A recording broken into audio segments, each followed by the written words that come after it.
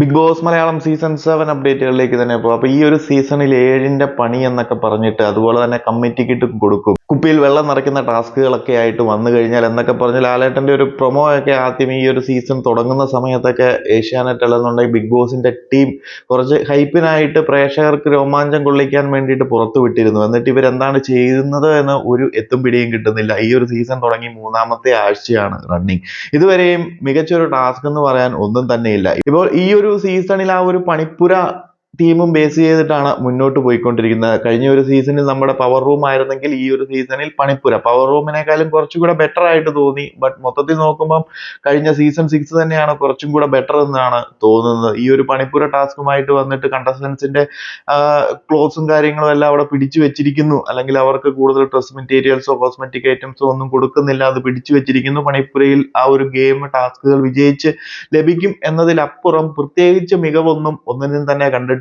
ഒരു തീം ഓക്കെയാണ്, ബട്ട് അതിലേക്ക് കൊണ്ടുവരുന്ന ടാസ്കുകൾക്കൊന്നും ഒരു സ്റ്റാൻഡേർഡ് ഉള്ളതായിട്ട് തോന്നിയില്ല. തുടക്കം നമുക്ക് നോക്കിക്കഴിഞ്ഞാൽ അറിയാം, ആ ഒരു ക്യാപ്റ്റൻസി ടാസ്കിൽ ഷേവിംഗ് ക്രീം മുഖത്ത് തേച്ചുകൊണ്ടാണ് ഈ ഒരു സീസണിന്റെ ക്യാപ്റ്റൻസി ടാസ്ക് തന്നെ തുടങ്ങിയത്. ആ ഒരു സമയത്ത് നമ്മൾ പറഞ്ഞിരുന്നു, ഈ ഒരു പോക്കാണ് മുന്നോട്ട് എങ്കിൽ മിക്കവാറും ഈ ഒരു സീസണിന്റെ കാര്യവും ഒരു പരിധി വരെ നമുക്ക് പ്രവചിക്കാൻ പറ്റുന്നതേ ഉള്ളൂ. അതുപോലെ അത്രയും സ്റ്റാൻഡേർഡ് ഇല്ലാത്ത ഒരു ടാസ്ക്കാണ് ആദ്യം തന്നെ കൊടുത്തത്. മുന്നോട്ട് ഓരോ ടാസ്കുകൾ നോക്കിക്കഴിഞ്ഞു കഴിഞ്ഞാലും ആ ഒരു കോയിൻ ടാസ്കും കാര്യങ്ങളും ഓക്കെ, ആ ഒരാഴ്ച എന്തെങ്കിലും ഒക്കെ ആവട്ടെ എന്ന് കരുതി നമുക്ക് അഡ്ജസ്റ്റ് ചെയ്ത് വിടാം. എന്നാൽ പിന്നീട് വന്ന ഓരോ ടാസ്കുകൾ നോക്കിക്കഴിഞ്ഞു കഴിഞ്ഞാലും തീർത്തും കിൻഡർ ഗാർഡൻ ടൈപ്പ് ടാസ്കുകളാണ് കൊടുത്തുകൊണ്ടിരിക്കുന്നത്. അപ്പൊ പഠിപ്പുര ടാസ്കിലെ ഈ ഒരു ആഴ്ചത്തെ അല്ലെങ്കിൽ 3ാമത്തെ ആഴ്ചയിലെ ടാസ്കുകൾ നോക്കിക്കഴിഞ്ഞു കഴിഞ്ഞാൽ തന്നെ നിങ്ങൾ പ്രേക്ഷകർക്ക് അത് വിലയിരുത്താൻ പറ്റുന്നതേ ഉള്ളൂ. 2 ടാസ്കുകളും, ആദ്യത്തെ ടാസ്ക് ഫുഡ് ഐറ്റംസ് കഴിച്ചതിന്റെ ടേസ്റ്റിന്റെ ആക്ഷൻ അനുസരിച്ച് ഓപ്പോസിറ്റ് ടീം അതിനെ വിലയിരുത്തുക, അതിനെ പറയുക, അതെന്താണെന്ന് പറയുക എന്നുള്ളത് മാത്രമാണ്. കഴിക്കുന്ന ആളുടെ മുഖത്തെ എക്സ്പ്രഷൻസ് നോക്കി കറക്റ്റായിട്ട് അത് ഏത് ടേസ്റ്റിലുള്ള ഫുഡാണെന്നുള്ള കാര്യം പറയുക എന്നത് മാത്രമാണ് ആദ്യത്തേത്.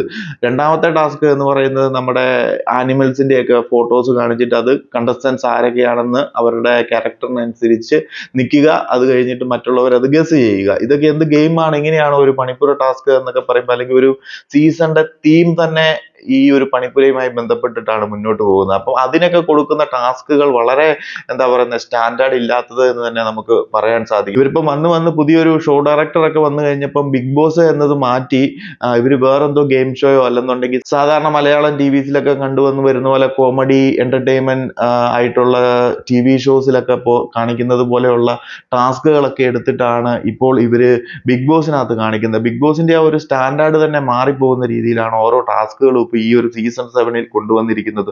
ഇതെന്താണ് സംഭവം എന്ന് ഒരു എത്തും പിടിയും കിട്ടുന്നില്ല. മൊത്തത്തിൽ പറഞ്ഞു കഴിഞ്ഞാൽ ഒരു ടാസ്കുകൾ ഒരു മെച്ചമുള്ളതെന്ന് പറയാനില്ല. കഴിഞ്ഞ ആഴ്ചത്തെ അല്ലെങ്കിൽ ഈ ഒരാഴ്ച ആര്യന്റെ ക്യാപ്റ്റൻസി ടാസ്ക് തന്നെ നോക്കിക്കഴിഞ്ഞാൽ അറിയാം.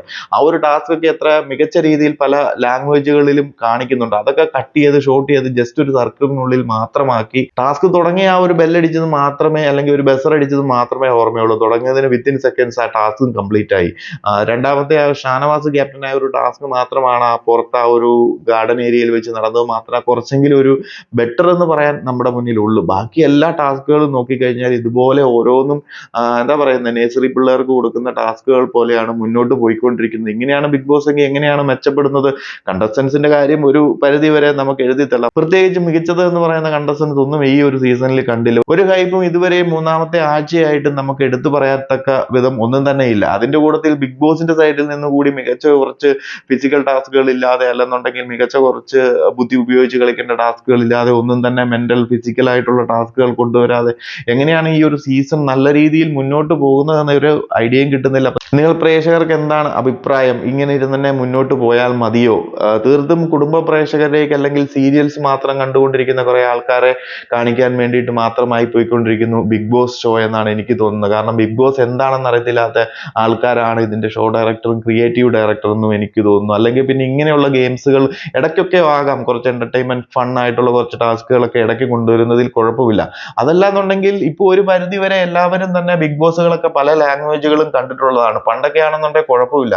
ബിഗ് ബോസ് എന്താണെന്ന് അറിയത്തില്ലാത്ത ഓഡിയൻസ് ആണ് മലയാളി പ്രേക്ഷകർക്കിടയിലുള്ളത്. ഇപ്പോൾ ഒരു പരിധി വരെ എല്ലാവരും തന്നെ തമിഴാണെന്നുണ്ടെങ്കിലും ഹിന്ദി ആണെന്നുണ്ടെങ്കിലും കുറച്ചെങ്കിലും ഒക്കെ കാണുന്നുണ്ട്. അപ്പോൾ അവിടുത്തെ ആ ഒരു ടാസ്കിന്റെ ലെവലും എന്താണെന്നൊക്കെ ഒരു പരിധി വരെ എല്ലാ പ്രേക്ഷകർക്കും അറിയാം.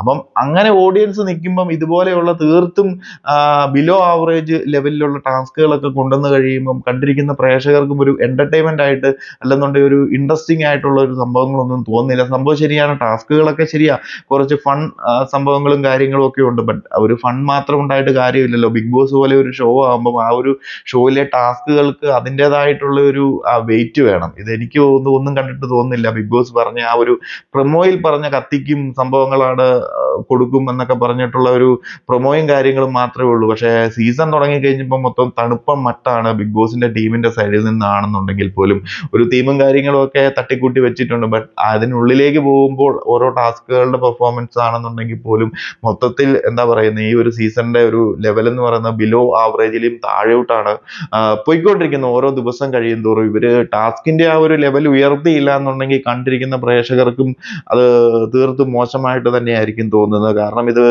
തീർത്തും ഒരു കുടുംബ പ്രേക്ഷകർ കാണുന്ന ഒരു ഷോ മാത്രമല്ലല്ലോ. അതിനു വേണ്ടിയിട്ടല്ല ബിഗ് ബോസ് ആരും കാണുന്നത്. അപ്പം ഒരു നമ്മുടെ ഹിന്ദി, തമിഴിന്റെ എത്രയും എങ്കിലും മിനിമം വരണം. തമിഴ് അത്രയ്ക്ക് വലിയതാണെന്നൊന്നും പറയുന്നില്ല. അപ്പൊ ഒരു ഹിന്ദി തമിഴിന്റെ ആ ഒരു ലെവലിലേക്ക് ഉയർന്നു വരണം. കാരണം ആദ്യ സീസൺ ഒക്കെ നമുക്ക് നോക്കിക്കഴിഞ്ഞാൽ നല്ല മികച്ച രീതിയിലുള്ള ടാസ്കുകൾ, നമ്മുടെ സീസൺ 4 വരെ നല്ല ഹൈപ്പുള്ള അല്ലെങ്കിൽ മികച്ച രീതിയിലുള്ള ഹൈ സ്റ്റാൻഡേർഡ് ഗെയിംസും കാര്യങ്ങളും ഒക്കെയാണ് സീസണിലേക്ക് വന്നിരുന്നത്. പിന്നീട് അങ്ങോട്ട് ഓരോ സീസൺ കഴിയുന്നതിനനുസരിച്ച് ലെവൽ കുറഞ്ഞു വന്നിട്ട് ഇപ്പൊ സീസൺ 7ലേക്ക് വന്നപ്പോൾ തീർത്തും കിൻഡർ ഗാർഡൻ മോഡലിലുള്ള ടാസ്കുകളും കാര്യങ്ങളും ഒക്കെയാണ് കൊടുത്തുകൊണ്ടിരിക്കുന്നത്. എന്താണെങ്കിലും നമുക്ക് നോക്കാം വരും ദിവസങ്ങളിൽ എന്താകും. അപ്പൊ നിങ്ങൾ പ്രേക്ഷകരുടെ അഭിപ്രായങ്ങളും കാര്യങ്ങളും ഒന്ന് പറയുക. ഇങ്ങനെയാണെന്നുണ്ടെങ്കിൽ ഈ ഒരു സീസണിന്റെ അവസ്ഥ എന്താകുമെന്നൊക്കെ. അപ്പൊ കൂടുതൽ അപ്ഡേറ്റുകളുമായിട്ട് മറ്റൊരു വീഡിയോയിൽ കാണാം.